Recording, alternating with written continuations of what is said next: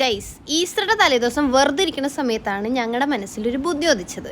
ഈസ്റ്ററിന് നമ്മുടെ വക എന്തെങ്കിലുമൊക്കെ ഫാമിലിക്ക് ഒരു കോൺട്രിബ്യൂഷൻ ചെയ്യാമെന്ന്. അങ്ങനെ ഞങ്ങൾ യൂട്യൂബിലൊക്കെ സ്ക്രോൾ ചെയ്തപ്പോഴാണ് നമുക്ക് ഡ്രീം കേക്ക് ഉണ്ടാക്കാമെന്ന് നമുക്ക് തോന്നിയത്. അന്ന് തന്നെ നമ്മൾ സാധനങ്ങളൊക്കെ പോയി വാങ്ങി എല്ലാം സെറ്റാക്കി.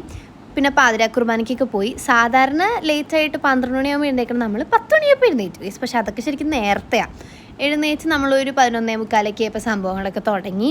ഗൈസ്, നമ്മൾ ചെയ്തുകൊണ്ടിരിക്കുന്ന സമയത്ത് നമുക്ക് മനസ്സിലായത് ഇതൊന്നും വേണ്ടായിരുന്നു. ചില സാധനങ്ങളൊന്നും വേണ്ട, പക്ഷെ ചില സാധനങ്ങളൊക്കെ വേണം. പിന്നെ അപ്പം തന്നെ നമ്മൾ പോയി സാധനങ്ങൾ വാങ്ങുന്നു. ഫുള്ള് കോമഡിയാണ് ഗൈസ്. നിങ്ങൾ ലോങ് വീഡിയോ കാണണം. ലോങ് വീഡിയോ ഉണ്ട്, അത് വേറെ കാര്യം ഗൈസ്. അങ്ങനെ അവസാനം അതൊരു 5 ലെയർഡ് ആയിട്ടില്ല, പക്ഷെ ഒരു 4 ലെയറൊക്കെ ആയി. അങ്ങനെ ഒന്ന് സെറ്റൊക്കെ ആയി വന്നു. അത് കഴിഞ്ഞ് ഞങ്ങൾ ഫാമിലിയുടെ അടുത്ത് പറഞ്ഞു, നിങ്ങളും ഗൈസ്. ഞങ്ങൾ എന്നിട്ട് അത് ഫ്രീസറിൽ വെച്ചു ഗൈസ്. ഇതായിരുന്നു അവസ്ഥ. ഞങ്ങൾ ഞെട്ടി ഗൈസ്, ഇങ്ങനെയൊക്കെ ചെയ്യാൻ പറ്റുമെന്ന്.